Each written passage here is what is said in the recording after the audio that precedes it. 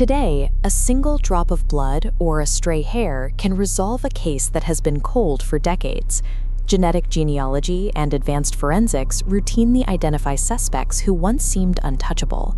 But one trail from the late 1960s fades out before modern science can reach it, leaving behind 50 years of unproven evidence.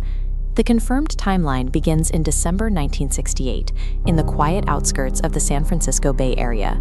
The attackers stalked rural lovers' lanes at night. He first struck a young couple, David Faraday and Betty Lou Jensen, parked on a gravel runoff at Lake Herman Road. 7 months later, he returned to shoot Dorling Farron and Michael Majo at a similar secluded park in Vallejo. Then the attacks grew more brazen.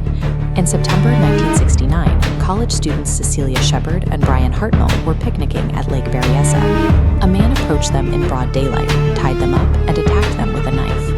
These early strikes established a terrifying physical pattern. The assailant targeted isolated couples in vulnerable locations, executing them quickly and vanishing into the landscape. He left authorities with bodies, bullet casings, and footprints, but absolutely zero discernible motive. The killer was moving. His strikes started in rural Solano County, shifted west to Napa, then crossed directly into San Francisco. On October 11, 1969, cab driver Paul Stein was shot inside his taxi in the wealthy Presidio Heights neighborhood. Because 2 of the victims survived their attacks and several teenagers witnessed the cab driver's murder from a nearby window, investigators finally had physical descriptions. They were hunting a heavy-set white man, somewhere between 5'8" and 6 feet tall, weighing around 200 pounds, with glasses and curly light brown hair. The survivors at Lake Berryessa reported their attacker wearing a bizarre black executioner's hood. But the witnesses in San Francisco described a man in dark clothes who looked chillingly normal as he wiped down the cab and walked away into the night. Even with a geographic trail, a precise timeline, and eyewitness composite sketches, police hit a dead end. The physical evidence failed to yield a suspect. To find him, investigators had to pivot from tracing his footsteps to deciphering his psychological games. In August 1969, the investigation was forced onto an entirely new battlefield. The killer began mailing letters to local newspapers. He started identifying himself as the Zodiac.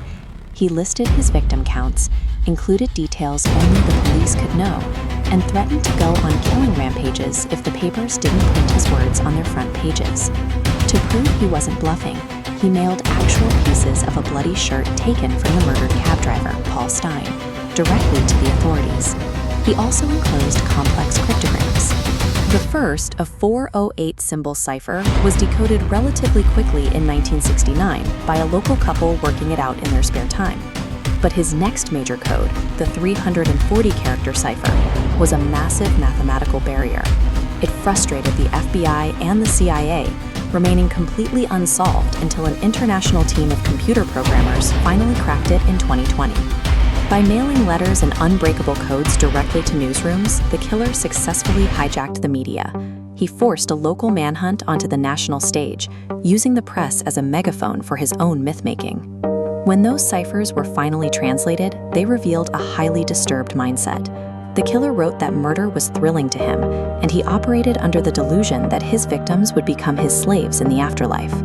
Psychiatrists analyzed these messages and concluded that his extreme grandiosity was a mask. Underneath the taunts and the executioner costumes was someone deeply isolated, inadequate, and obsessed with feeling omnipotent. Some psychologists theorized the killer may have suffered from multiple personality disorder. If true, the homicidal impulses could have naturally lessened over time, which might explain why his attacks eventually stopped. His letters continued sporadically until 1974. In his final confirmed correspondence, he claimed to have murdered 37 people, and then he vanished into silence. The decoded ciphers offered a window into the killer's internal logic, revealing an egomaniac driven by a need for control. While the codes didn't provide a name, they gave detectives a set of behavioral patterns to look for in their growing list of suspects. Over the decades, police investigated an estimated 2,500 people, but they only ever officially named one man as a suspect, Arthur Leigh Allen. Allen was a former elementary school teacher and a convicted sex offender. Police interviewed him in the early days of the investigation and executed multiple search warrants on his property over a 20-year span. When placed against the psychological profile, Allen was a compelling match. His dark personal history, his geographical proximity to the murder sites, and his behavioral quirks lined up neatly with the profile of an isolated man driven by a need for dominance. But when investigators cross-referenced him with the physical profile, the theory stumbled. Allen's appearance did not definitively match the witness composite sketches drawn after the San Francisco attack. The hard evidence also fell short. Early DNA testing on saliva recovered from the Zodiac's postage stamps did not match Allen. Ultimately, the lead detectives had to admit that all the physical evidence gathered against him turned out negative. Arthur Leigh Allen died in 1992, never facing a single charge for the murders. To this day, the true identity of the Zodiac remains completely unproven. The Zodiac weaponized the media and the police apparatus of the late 60s to turn a string of senseless murders into an enduring, terrifying myth.